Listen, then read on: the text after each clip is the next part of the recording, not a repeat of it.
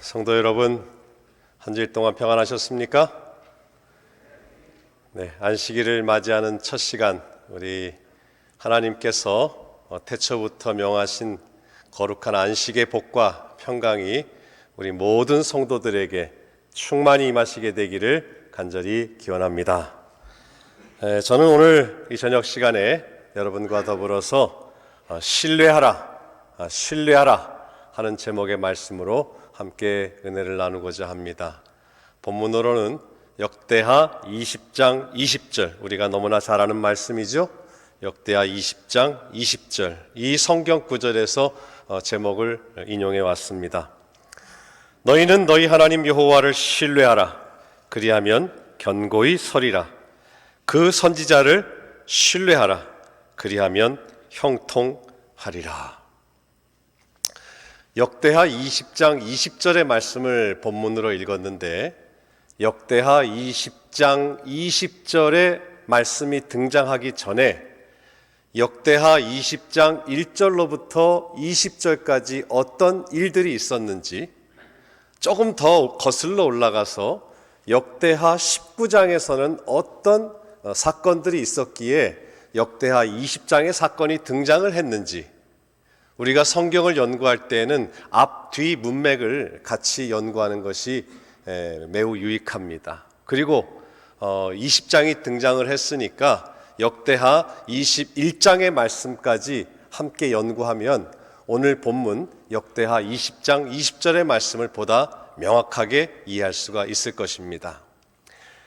역대하 19장 1절은 이렇게 시작을 합니다. 유다왕 여호사밧이 평안히 예루살렘에 돌아와서 그 궁으로 들어가니라. 그러니까 역대하 19장은 유다왕 여호사밧이 통치할 때인데 나라가 꽤 이렇게 태평성대를 누리고 있었던 것 같습니다. 그런데 역대하 20장 20절을 봤습니다마는 20장 1절에는 이런 대목이 등장을 합니다. 모압 자손과 암몬 자손이 몇 마흔 사람과 함께 와서 여호사밧을 치고자 한지라. 그러니까 19장에서는 평안했던 여호사밧과 이스라엘의 20장의 등장에서는 어떤 사건이 벌어질 것만 같은 느낌이 듭니다. 그리고 그 다음 장인 역대하 21장 1절, 그러니까 19장 1절, 20장 1절, 21장 1절 이렇게 세 장을 택해 봤는데요.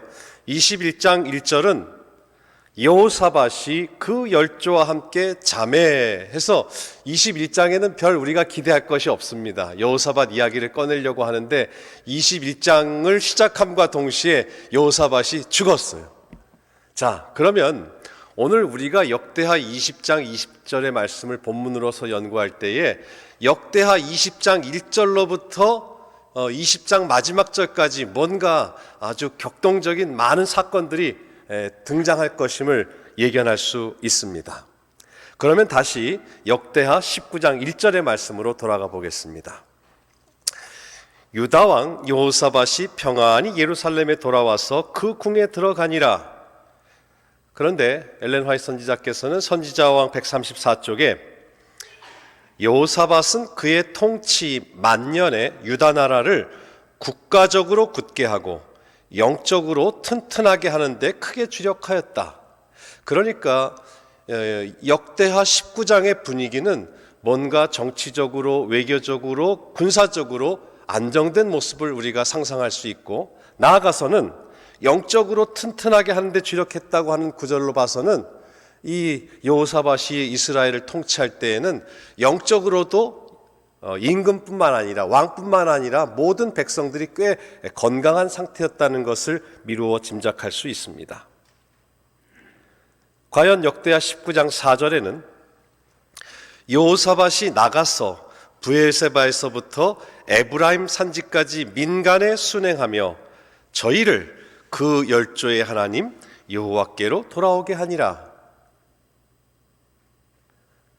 지금 20장을 들어가기 전인데 19장의 분위기는 굉장히 좋습니다.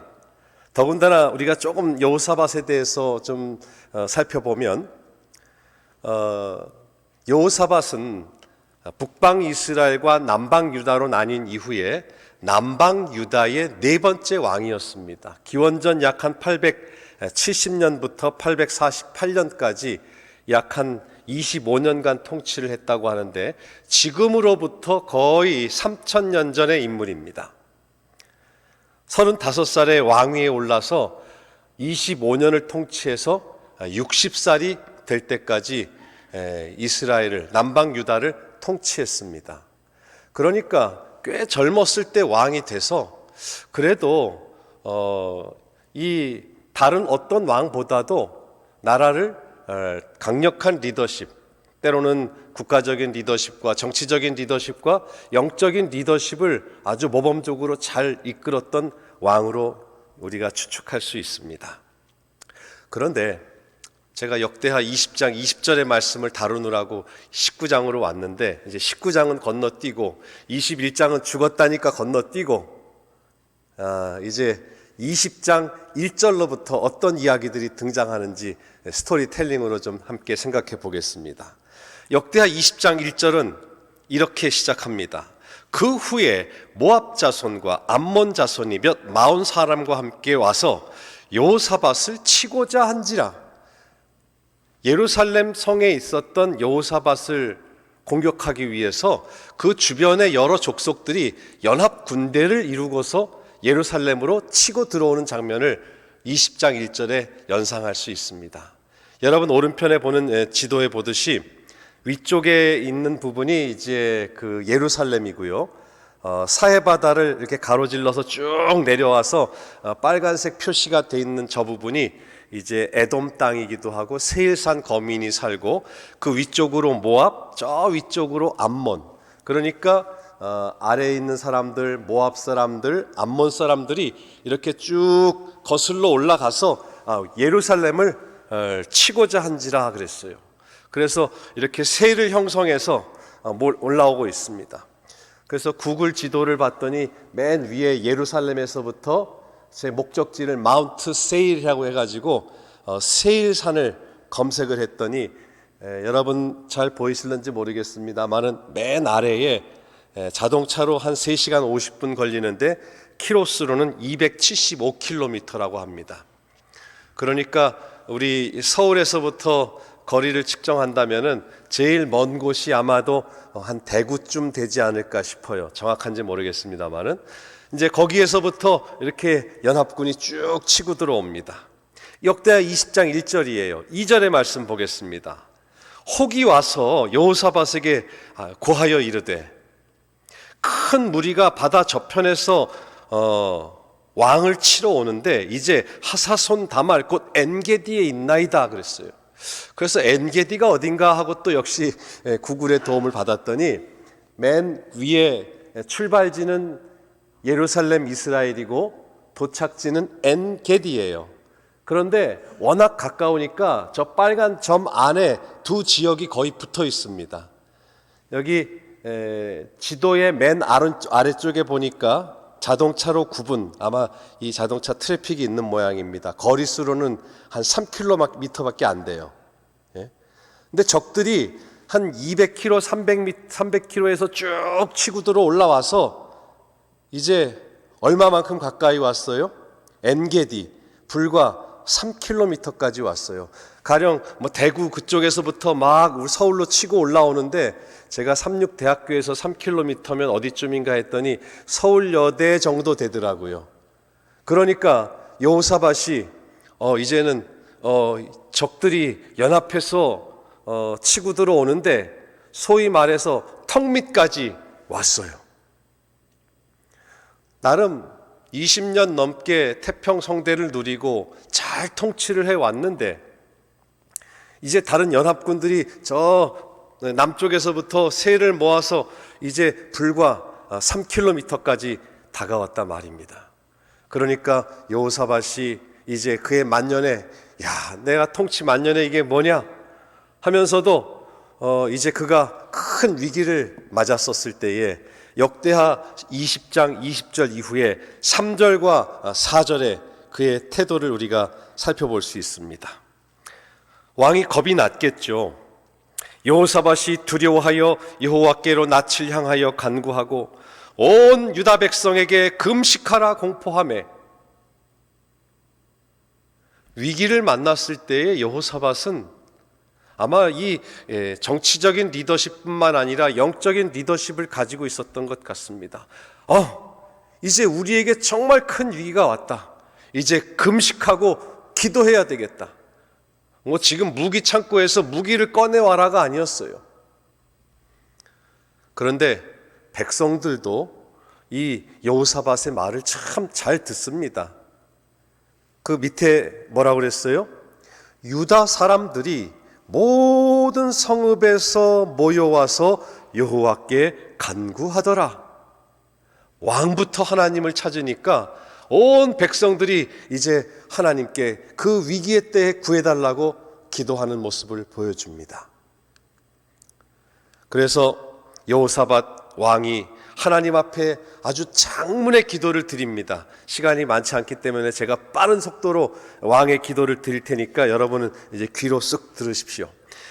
여호사밧이 백성들 앞에서 무릎을 꿇고 기도합니다. 가로되 우리 열조의 하나님 여호와여, 주는 하늘에서 하나님이 아니시니까 이방 나라의 모든 나라를 다스리지 아니하시나이까. 주의 손에 권세와 능력이 있사오니 능히 막을 사람이 없나이다. 우리 하나님이여, 전에 이 땅 거민을 주의 백성 이스라엘 앞에서 쫓아내시고 그 땅으로 주의 벗 아브라함의 자손에게 영영이 주지 아니하셨나이까. 저희가 이 땅에 거하여 주의 이름을 위하여 한 성소를 건축하여 이르기를, 만일 재앙이나 난리나 견책이나 온역이나 기근이 우리에게 임하면 주의 이름이 이전에 있으니 우리가 이 전 앞과 주의 전 앞에 서서 이 환난 가운데서 주께 부르짖은즉 들으시고 구원하시리라 하였나이다.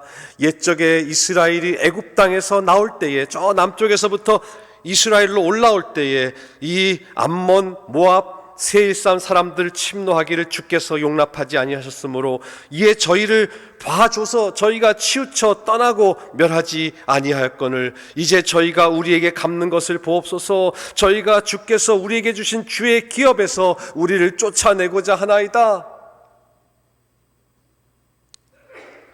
매우 다급한 목소리로, 그러나 그의 운명이, 또 유다의 운명이 하나님께 달려있음을 확신하고 전적으로 하나님께 매어 달리면서 기도를 합니다. 기도가 한 절이 더 남았습니다. 역대하 20장 12절입니다. 우리 하나님이여, 저희를 징벌하지 아니하시나이까. 우리를 치러오는 이 큰 무리를 우리가 대적할 능력이 없고 어떻게 할 줄도 알지 못하옵고, 그러면서 오직 주만 바라보나이다. 온 힘을 다해서 간절한 마음으로 하나님 앞에 기도한 후에 그 기도의 마무리를, 하나님 오직 주만 바라보나이다. 여호사밧 왕은 20년이 넘는 통치 기간 동안에 아마 스스로를 의지하던 때도 있었을 것입니다. 그러나 그 여러 세월들 동안에 그는 평안할 때든지 또 위기의 때든지 체험적으로 내가 많은 노력을 기울여 봤지만은 결국은 하나님께 찾아가고 하나님의 도우심을 구할 때만 우리나라가 안정과 평화를 되찾을 수 있었다고 하는 것을 그는 몸소 경험했었습니다. 그래서 역시 이 위기가 닥쳐왔을 때에 그는 또 하나님을 찾았습니다. 그는 언제든지 위기가 닥쳐왔을 때에 하나님을 찾을 준비가 되어 있는 사람이었습니다. 그리고 그 왕의 기도가 하나님께 상달이 되었습니다. 왕의 기도가 아직도 남았네요. 제가 못 다 읽었습니다. 예, 나중에 시간 되시면 여러분들 쭉 더 읽어보십시오. 이게 제가 버튼을 잘못 눌렀군요. 그렇게 기도를 했어요. 그러자 하나님께서 선지자를 통하여 응답을 주십니다. 야하시엘이 가로되 온 유다와 예루살렘 거민과 여호사밧 왕이여 들을지어다. 여호와께서 너희에게 말씀하시기를 이 큰 무리로 인하여 두려워하거나 놀라지 말라. 이 전쟁이 너희에게 속한 것이 아니요 하나님께 속한 것이니라. 너희는 내일 마주 내려가라. 저희가 시스 고개로 말미암아 올라오리니 너희가 골짜기 여루엘 들 앞에서 만나려니와 이 전쟁에는 너희가 싸울 것이 없나니 항오를 이루고 서서 너희와 함께한 여호와가 구원하는 것을 보라. 유다와 예루살렘아, 너희는 두려워 말며 놀라지 말고 내일 저희를 마주 나가라. 여호와가 너희와 함께 하리라 하셨느니라. 하나님의 응답을 통해서 온 유다와 여호사밧은 큰 용기를 얻게 되었습니다. 여호사밧이 몸을 굽혀 얼굴을 땅에 대니 온 유다와 예루살렘 거민들도 여호와 앞에 엎드려 경배하고 그앗 자손과 고라 자손에게 속한 르이 사람들은 서서 심히 큰 소리로 이스라엘 하나님 여호와를 찬송하니라. 그리고는 제가 지금까지 읽어드렸던 성경 말씀이 유다 백성들이 위기에 처했을 때에 경험했던 역대하 20장 20절의 말씀이 등장하기 전까지의 성경 구절입니다. 그리고 드디어 역대하 20장 20절, 제가 오늘 본문으로 택한 말씀이 등장합니다. 이에 백성들이 일찍 일어나서 드고와 들로 나가니라. 나갈 때 여호사밧이 서서 가라되 유다와 예루살렘 거민들아, 내 말을 들을지어다. 너희는 너희 하나님 여호와를 신뢰하라. 그리하면 견고히 서리라. 그 선지자를 신뢰하라. 그리하면 형통하리라. 그러니까 오늘의 이 성경절은 이 적과 대치에서 죽음을 마주한, 또 매우 두려운 전쟁을 앞둔 엄숙한 순간에 여호사밧이 이스라엘 백성을 앞에 두고서 매우 비장한 목소리로 선언한 말씀이 역대하 20장 20절의 말씀입니다. 이제 20장 20절 이후의 말씀도 우리가 함께 생각해 볼 여지가 있습니다. 20장 20절 이후에 당연히 21절이 등장하겠죠. 그런데 이상한 전쟁이 벌어집니다. 20장 바로 다음 절 아닙니까? 전쟁의 양상이 묘하게 흘러갑니다. 여호사밧이 백성으로 더불어 의논을 했어요. 그리고 첫째, 노래하는 자를 택했습니다. 그리고 거룩한 예복을 입혔습니다. 그리고 그들을 군대 앞에서 행하게 했습니다. 그리고 여호와를 찬송하여 이르기를 여호와께 감사하세 그 자비하심이 영원하도다 하게 하였더니, 그림이 자세히 보이는지 모르겠습니다만은 이 아마 맨 앞에 선두에 선 사람이 여호사밧이겠죠. 그리고 거룩한 예복이 굳이 흰색인지는 모르겠습니다만은 이 앞에 사람들이, 노래하는 자들이 섰습니다. 이 그림을 그린 화가가 저 뒤에 군인들이, 수많은 군인들이 이 예복을 입은 사람을 따라 나오는 그림을 그렸어요. 통상적으로 전쟁에 임한다면 군대를 앞세워도 시원치 않을 판에 지금 매우 이상한 모양의 전쟁을 하고 있습니다. 그런데 놀랍게도 제가 사실 오늘 성경 말씀을, 설교 말씀을 준비하면서 제일 감동을 받았던 말씀은, 물론 성경 본문은 역대하 20장 20절의 말씀을 꼽았는데 역대하 20장 22절의 말씀을 통해서 제가 큰 은혜를 받고 또 많은 시간을 보냈습니다.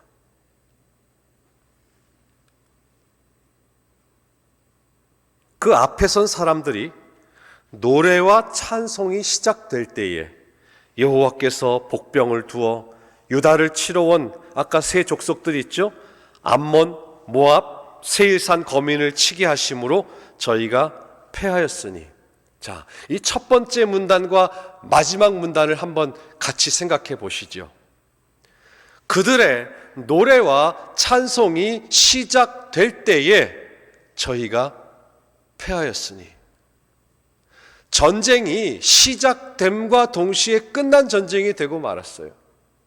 그들의 노래와 찬송이 시작될 때에 이 전쟁은 끝이 났어요. 어떤 모양으로요? 역대하 20장 23절은 말합니다.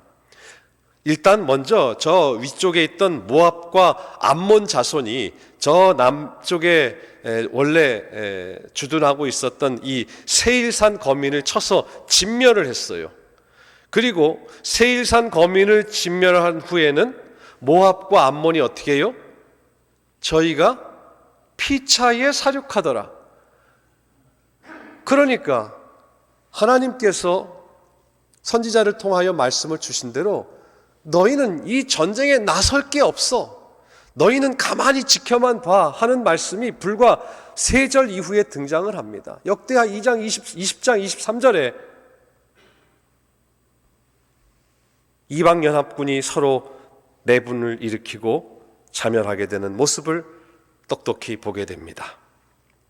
선지자 왕 가운데 노래로 여호와를 찬양하고 이스라엘의 하나님을 높이면서 원수의 군대와 싸우기 위해 나가는 모습은 특이한 전쟁 방법이었다. 만일 오늘날 우리가 더욱 하나님을 찬양한다면 우리의 희망과 용기와 믿음은 증가될 것이다. 그리고 이 찬양의 노래는 오늘날 진리를 옹호하기 위해 서 있는 용감한 군사들의 손을 더욱 굳세게 하지 않겠는가?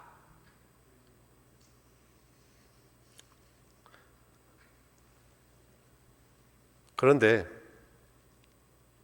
이렇게 손쉽게 전쟁에서 이긴 것만으로도 이스라엘 백성에게는 얼마나 감격스럽고 하나님께 감사할 일인데 하나님께서 특별한 보너스를 주십니다. 25절과 26절입니다. 여호사밧과 그 백성이 가서 적군의 물건을 취할세 본즉, 그야말로 무혈입성을 했어요. 봤더니 적군들이 다 스스로 멸망을 했는데 그 가운데에 재물과 의복과 보물이 많이 있는 거로 각기 취하는데, 좀 이해가 안 되는 대목이 있긴 합니다. 전쟁터에 나오는 사람들이 얼마나 많은 재물과 의복과 보물을 가지고 왔는지는 모르겠습니다만은, 이렇게 올라오면서 어디 다른 도시들을 약탈을 했는지 모르겠습니다만은, 그들이 다 죽고 난 자리에 재물과 의복과 보물이 많이 있었어요. 이 노란 줄은 조금 신나는 대목이니까 다 함께 읽어보실까요? 시작. 그 물건이 너무 많아 능히 가져갈 수 없을 만큼 많음으로 사흘 동안에 취하고. 이 전쟁에서 이긴 것만도 얼마나 기쁘고 즐거운데, 그 위기의 절박한 그런 순간에서 살아난 것만도 감사한데, 적진에 가봤더니 물건을 취하는데 첫째 날 가서 가져와도 그건 내일 가져와야 되겠다, 못 가져오겠어. 둘째 날 가서 또 어제 받았던 거 가지고 왔는데 못 다 가져왔어요. 그리고 사흘 동안에 가서 이제 그 전리품을 취해오는 모습을 보여줍니다. 그리고 한 번 더 갑니다. 제4일에 무리가, 유다 백성들이 브라가 골짜기에 모여 거기서 여호와를 송축한지라. 이제 4일째에는 거두러 가지도 않았습니다. 그러므로 오늘날까지 그곳을 브라가 골짜기라 일컫더라.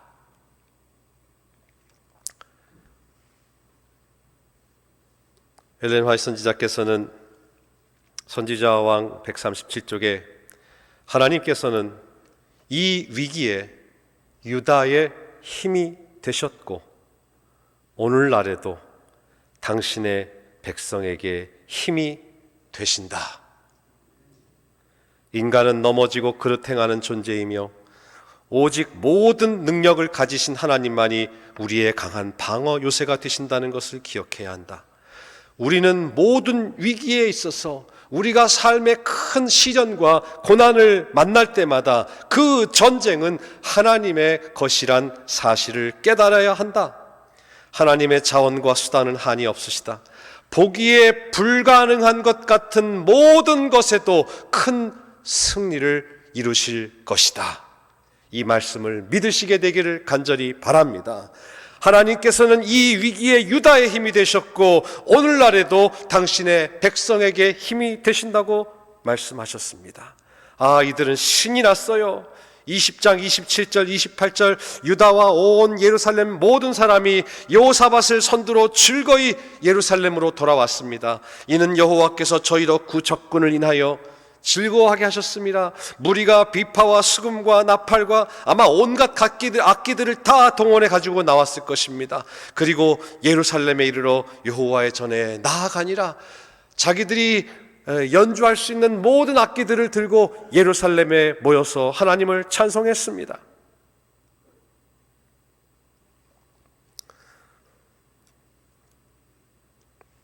그런데 하나님의 보너스는 여기에 그치지 않습니다. 29절 30절 계속 읽어 나갈 수밖에 없어요. 이 역대하 20장의 말씀은 멈출 수가 없습니다. 이런 놀라운 일이 있고 난 다음에 이방의 모든 나라가 어떻게 했다고요? 여호와께서 이스라엘의 적군을 치셨다 함을 듣고 두려워한 거로 여호사밧의 나라가 태평하였으니 이는 그 하나님이 사방에서 저희에게 평강을 주셨음이더라. 역대하 19장에서의 평안을 누렸던 여호사밧, 20장의 많은 위기들을 만났었지만은 극적으로 하나님께서 그들을 승리하게 하시고 그들에게 재물을 얻게 하시고 이방의 모든 나라들이 그들로 하여금 떨게 하셨어요. 감히 유다를 공격할 엄두를 내지 못하고 여호사밧의 때에 하나님께서 평강을 주셨더라 하는 말씀으로 역대하 20장이 마무리됩니다. 사랑하는 성도들이시여, 우리는 전능하신 하나님을 신뢰할 때에 견고히 설 수 있습니다. 하나님께서 보내신 선지자의 말씀을 따르고 순종할 때에 우리는 형통한 그리스도인의 삶을 살 수 있습니다. 종종 우리가 사는 세상에서도 도무지 우리의 힘과 능력으로 이길 수 없는 것처럼 보이는 시험과 시련이 우리 앞에 놓일 때가 얼마나 많은지 모릅니다. 여러분 앞에 넘을 수 없을 것 같은 장벽이 있습니까? 믿음으로 하나님을 신뢰하시기를 바랍니다. 여러분 앞에 감당하기 힘든 고난과 역경이 있습니까? 믿음으로 하나님을 신뢰하시기를 간절히 바랍니다. 새들은 바람이 가장 강하게 부는 날 집을 짓는다는 말이 있습니다. 바람이 그치기를 기다려서 집을 지으면 날아다니기도 쉽고 집을 짓기도 쉽습니다. 하지만 바람이 불지 않은 날 지은 집은 약한 바람에도 쉽게 허물어지지만 바람이 강하게 부는 날 지은 집은 아무리 거센 바람도 튼튼하게 견뎌낸다고 하는 것입니다. 우리 삶에 거센 시련과 고난이 이르러 올 때에 오직 하나님을 신뢰하시게 되기를 간절히 바랍니다. 하나님을 신뢰하는 믿음의 결과는 놀랍습니다. 하나님을 믿으면 우리 마음의 모든 염려가 사라질 것입니다. 하나님을 믿는 믿음이 있으면 걱정이 사라질 것입니다. 우리 마음 가운데 믿음이 있으면 모든 두려움이 사라질 것이고 근심이 사라질 것이고 절망과 낙담이 사라질 것입니다. 믿음이 있으면 구원의 확신이 서게 될 것이고 우리에게 믿음이 있으면 하나님을 기쁘시게 할 수 있으며 믿음이 있으면 고난이 이르러 온다 할지라도 우리 마음 가운데 참 평안이 가득할 것입니다.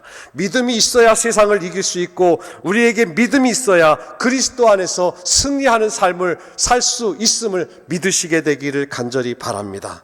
마지막 시대를 사는 우리는 과거 그 어느 때보다도 더욱더 하나님을 신실하게 믿고 신뢰하는 삶을 살아야 하겠습니다. 지금 여러분의 인생에서 여러분이 당면한 가장 큰 문제가 무엇입니까?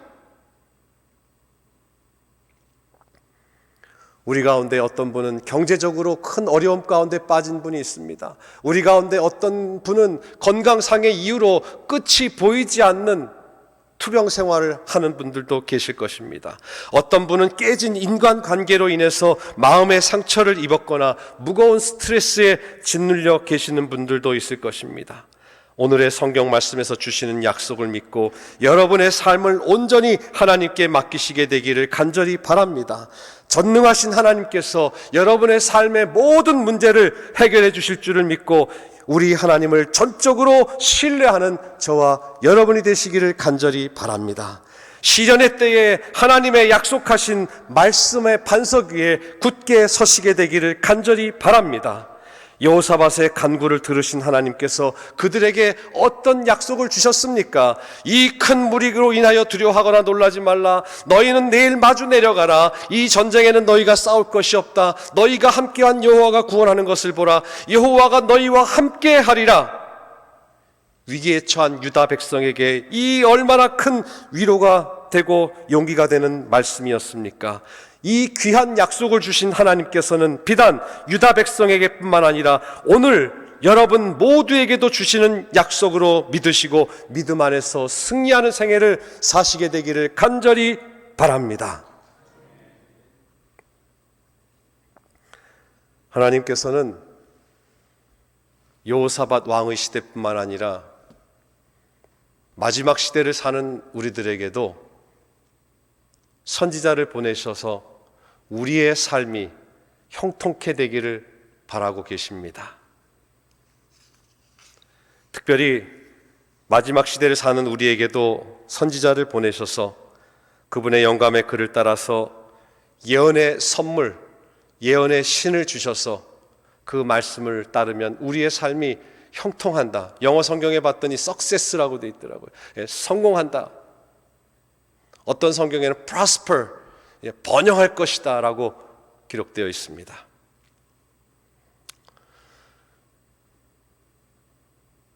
여호사밧의 전쟁은 3000년 전의 전쟁이었습니다. 그리고 이스라엘의 지역에 국한된 전쟁이었습니다. 이제 우리 앞에는 더 큰 전쟁이 놓여 있습니다. 우리 앞에 놓인 전쟁은 인류의 마지막 선과 악의 대쟁투입니다. 그렇기 때문에 남은 자손에게 이정표를 주신 예언과 예언의 신, 또 그 기별을 간직했던 선지자를 알고 그 선지자 엘렌 화이트의 교훈과 가르침을 더욱 진지하게 연구하고 우리가 가야 할 길을 담대히 나아가야 하겠습니다. 아모스 3장 7절에 주 여호와께서는 자기의 비밀을 그 종 선지자들에게 보이지 아니하시고는 결코 행하심이 없으리라고 말씀했습니다. 하나님께서는 인류 역사의 모든 세대를 거쳐서 각 시대마다 하나님의 뜻을 드러낼 선지자를 세우셨습니다. 각 세대를 위한 하나님의 메시지를 전하고 하나님과 소통하며 당대의 백성들에게 견고하고 견책하는 기별자가 바로 선지자입니다. 교육에서는 선지자를 이렇게 정의했습니다. 선지자란 하나님께로부터 직접 영감을 받아서 말하고 하나님께로부터 받은 바 기별을 백성들에게 전하는 자이다. 물론 구약 성경에도 많은 선지자들이 있었습니다만은 선지자, 어떤 의미에서 선지자는 매우 특별한 사람이기도 했지만은 또 다른 의미에서는 평범한 사람들이 하나님의 부름을 받아서 우리와 성정이 같고 우리와 연약함을 가진, 그래서 누구라도 선지자가 될 수 있지만은 그렇다고 아무나 선지자가 될 수 있는 것은 아니었습니다. 성경을 기록한 수많은 기자들은 각 시대에 전해야 할 기별을 가졌습니다. 성경의 선지서를 기록한 선지자들, 이들도 당대의 정말 지독히도 말을 듣지 않는 유다 백성들, 이스라엘 백성들을 향해서 하나님의 기별을 선포했습니다. 우리에게도 이 마지막 시대를 사는 백성에게 전할 영감을 가진 선지자 엘렌 화이트를 보내주셨습니다. 엘렌 화이트 선지자와 그녀의 영감받은 그를 통해서 우리가 얻는 영적인 축복은 이루 헤아릴 수가 없습니다.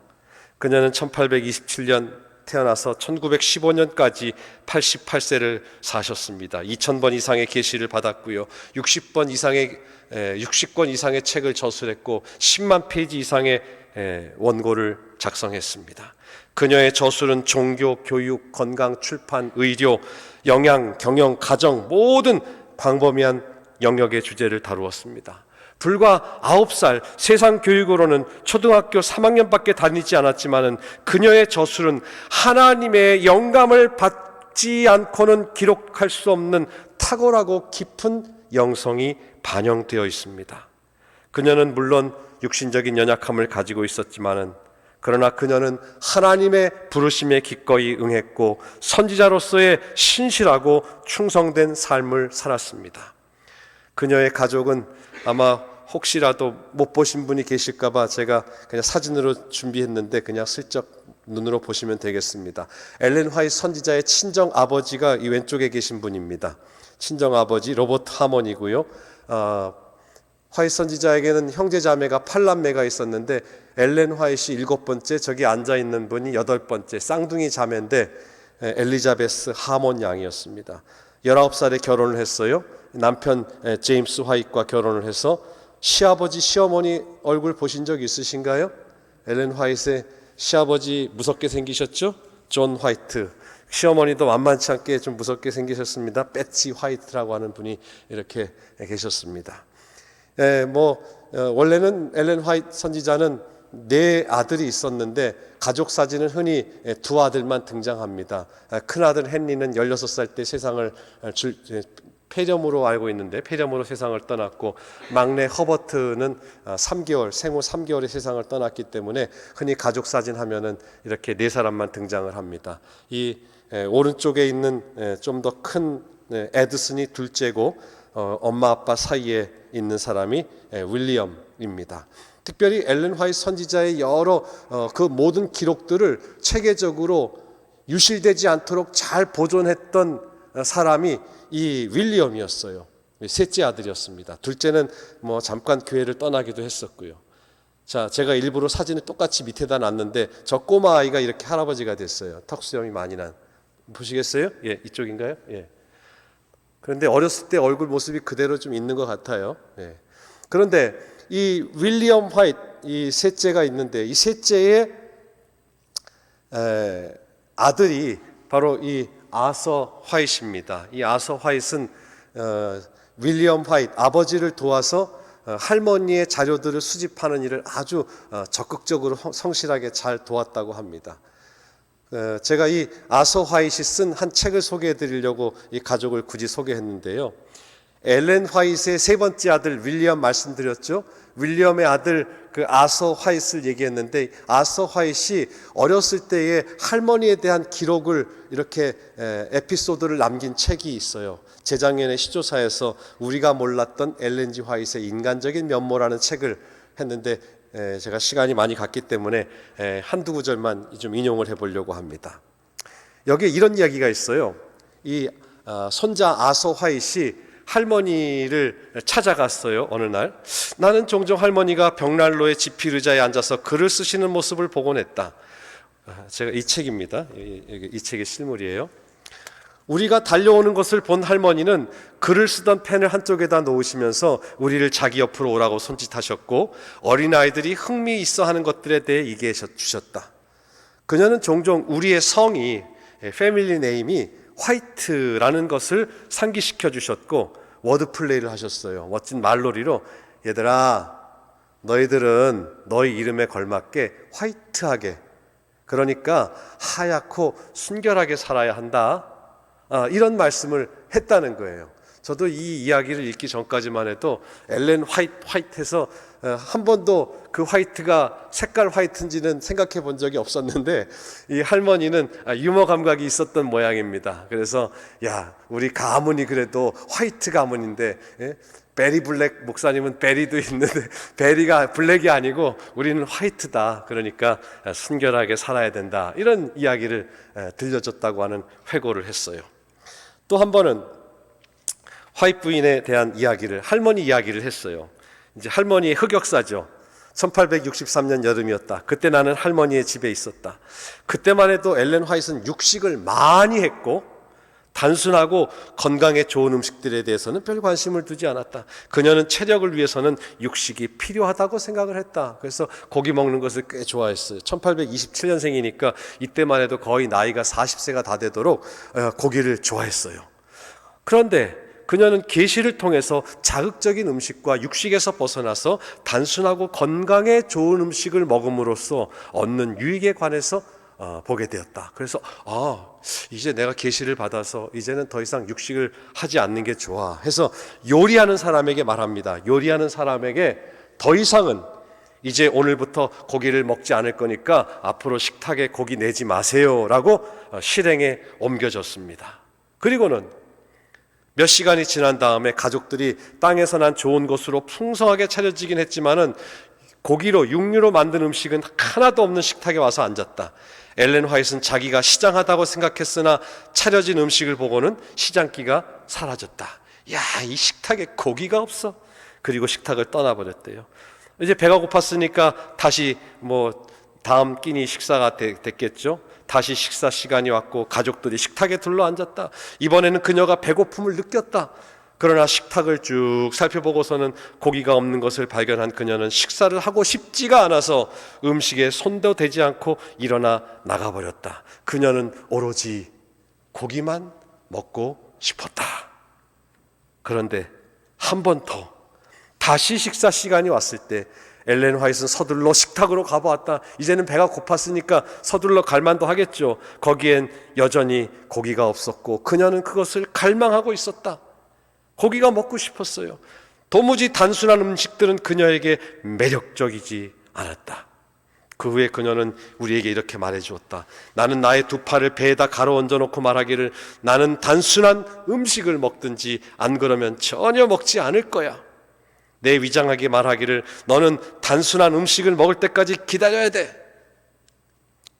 결국 하나님께서 사람에게 주신 건강에 좋은 단순한 음식을 화이트이 즐겁게 먹기까지는 그리 오랜 시간이 걸리지 않았다. 이와 같이 엘렌 화이트도 우리 모두가 경험하는 것과 같은 똑같은 식욕과의 전쟁을 경험했음을 볼 수 있다. 하나님의 사자가 되는 일이 그녀의 자신의 경험 속에서 일어나는 이러한 개인적인 투쟁을 그녀라고 해서 면제해 주지는 않았다 그랬습니다. 끝으로 한 이야기만 더 들려드리겠습니다. 엘름스 헤이븐은 엘렌 화이트이 캘리포니아 지역인데 마지막 숨을 거두시기까지 지내던 곳이었습니다. 그런데 엠스 헤이븐의 그 집에 사시는데 반경 10km 안에는 많은 남유럽 사람들이 이민을 와 있었어요. 남프랑스, 보르도 이런 데는 포도 농장을 많이 하지 않습니까? 근데 그들의 주업은 포도를 재배하고 와인을 제조했어요.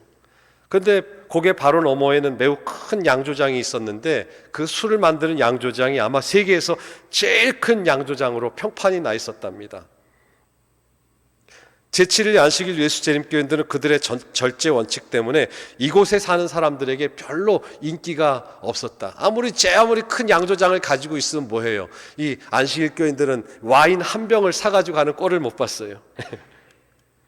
그렇다고 해서 이런 상황들 때문에 엘렌 화이트는 주변의 농장에 있는 사람들과 친근한 관계를 맺는 일을 단념하지 않았다.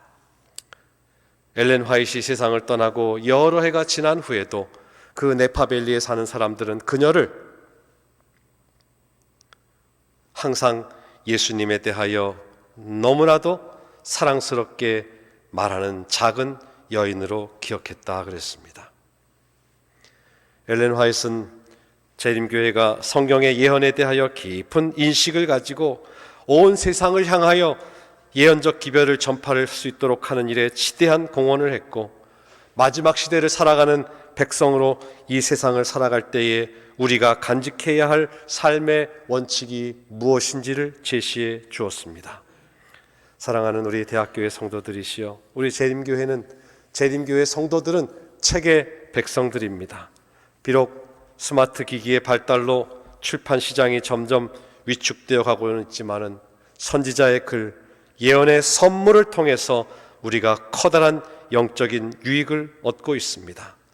우리 모든 대학교의 성도들이 예언의 선물을 남은 자손으로서의 하나님께서 허락하신 귀한 선물임을 꼭 기억하고 성경의 더 밝은 빛으로 인도하는 예언의 신의 말씀을 더욱 가까이 하시게 되기를 간절히 바랍니다. 선지자의 글, 영감의 글, 예언의 신을 통해서 더욱 성경의 진리를 밝히 깨닫고 그녀의 교훈을 따라서 더욱 순결하고 거룩한 그리스도인의 삶을 사시게 되기를 간절히 바라면서 말씀을 마치겠습니다.